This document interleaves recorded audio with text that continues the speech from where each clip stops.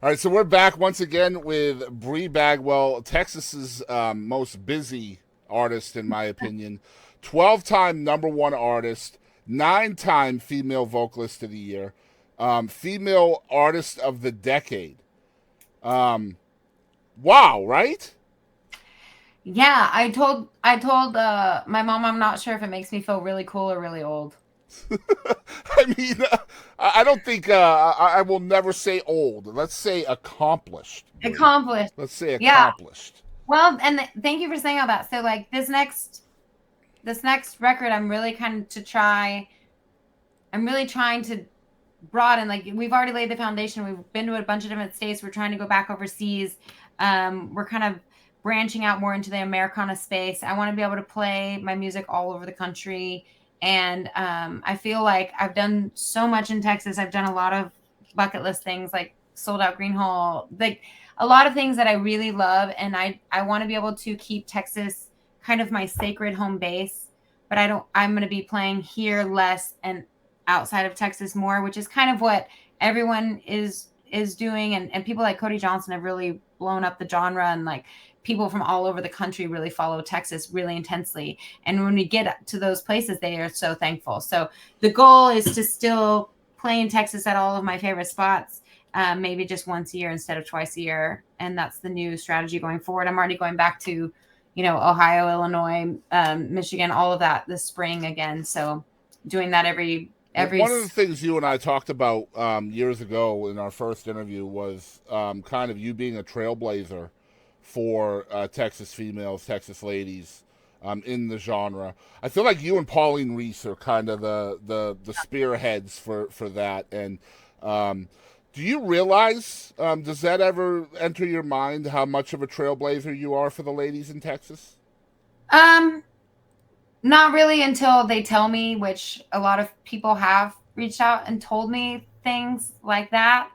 Or people, women in the scene that I really respect, have said things along those Mm-hmm. lines. And I really appreciate that because um, as long as that's what I set out to do. I mean, you were there when I was starting, and I was like, the first thing I want to do is prove everyone wrong. There will be no female Texas country, whatever. I'm like, watch me, Mm-hmm. It's like, and I think that we have moved the needle a little bit, Well, I want to maybe. say before Brie Bagwell, the top of the Texas charts was not a place for women.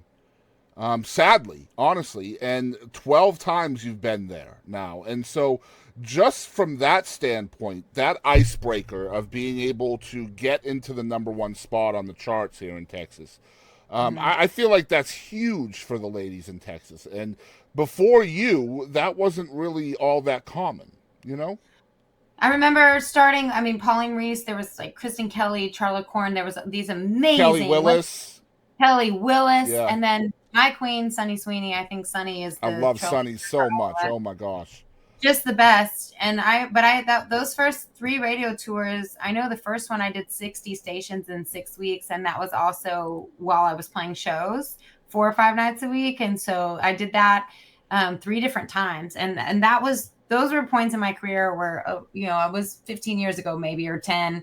Um, but I mean, I really hit the highway so hard and hit those radio stations, and a lot of them are just my friends now. They'll play the music regardless, which I'm really thankful for. I don't have to go make those tours, but it wasn't like I just paid to get on there or something. I mean, I Mm-hmm. really did the radio tour No, by it's myself. tough, man, and especially when you're playing 100 shows a year too. Finding time for podcasts like this, or going, on location to different remotes, doing charity concerts, talking to DJs at different terrestrial radio stations. Like, there's a lot of bags under the eyes, just from trying to get your music heard. I get it.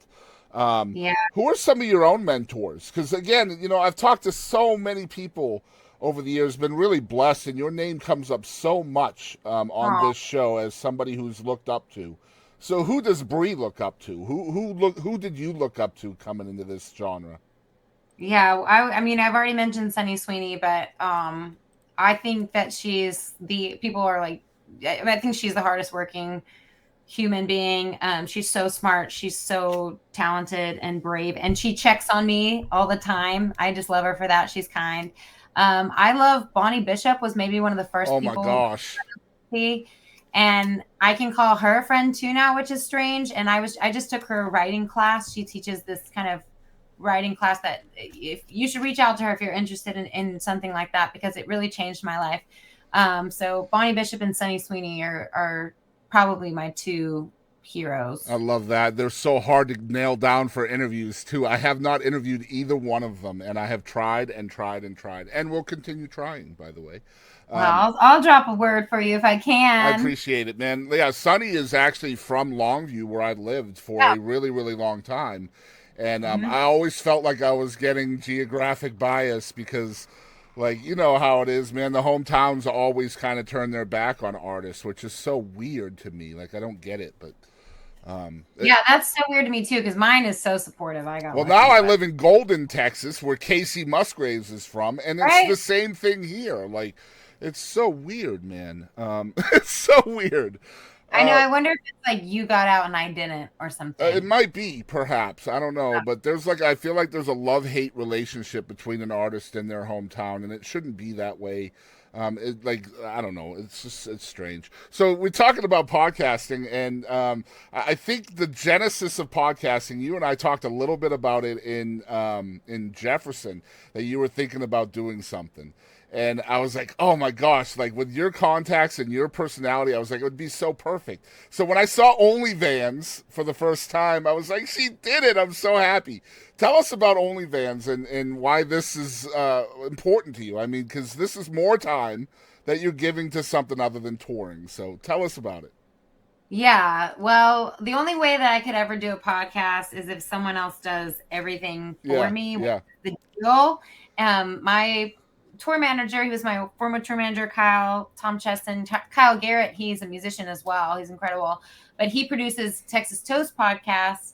And so he said, I'll do it all. You just have to, I do a lot of research and get the guests and stuff scheduled. But it's been really amazing. We're I guess our second, third, going third year maybe. Oh my Wow. gosh, so crazy. Texas Toast is amazing too, by the way. Y'all check that out.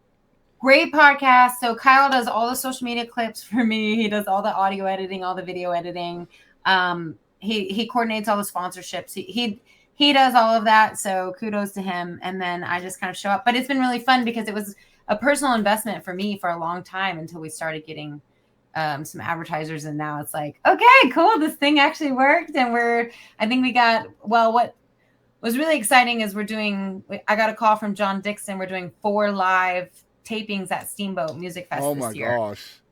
So, which is crazy because we don't usually do them live. And also I only do them for 30 minutes and these are going to be an hour long. So I've been taking notes from you because you're good. You're so effortlessly good at keeping people talking. Oh, thank you so much. Thank It's you. very fun though. It's fun. It's just me talking in my van to my friends, and now we have the RV.